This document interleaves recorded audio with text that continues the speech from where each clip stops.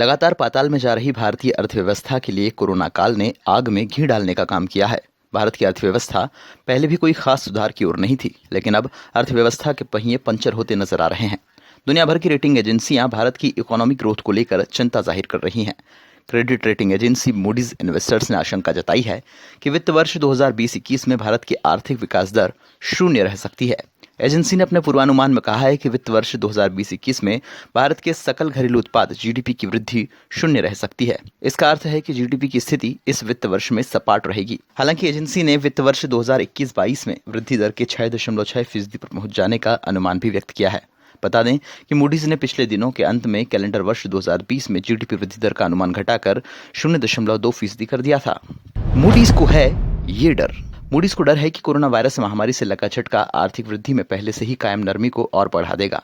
इसने राजकोषीय घाटे को कम करने की संभावनाओं को पहले ही कमजोर कर दिया है। विश्लेषक इस बात को लेकर एकमत हैं कि इस महामारी का देश की आर्थिक स्थिति पर बड़ा प्रभाव पड़ना तय है।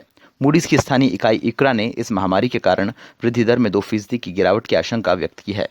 राहत पैकेज पर कही ये बात। लॉकडाउन के बीच सरकार ने मार्च में 1.70 लाख करोड़ रुपए के राहत पैकेज की घोषणा की थी। अनुमान लगाया जा रहा है कि सरकार एक और राहत पैकेज की घोषणा कर सकती है।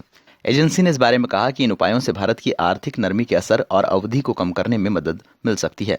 हालांकि ग्रामीण परिवारों में लंबे समय तक वित्तीय बदहाली, रोजगार सृजन में नरमी, वित्तीय संस्थानों और गैर बैंकीय वित्तीय संस्थानों एनबीएफसी के समक्ष ऋण संकट की स्थिति उत्पन्न हो सकती है। एजेंसी ने माना कि देश में सुधार की संभावनाएं कम हुई है। इससे पहले देश की अर्थव्यवस्था को लेकर दुनिया भर के अर्थशास्त्री चिंताएं जता चुके हैं।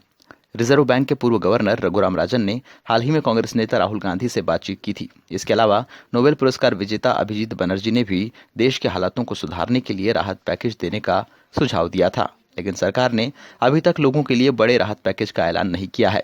न ही उद्योगों को उबारने के लिए सरकार ने किसी रणनीति का खुलासा किया है। ऐसे में देखना होगा कि लॉकडाउन के दौर में लगातार डाउन हो रही इकोनॉमी को सुधारने के लिए पीएम मोदी अब क्या कदम उठाते हैं।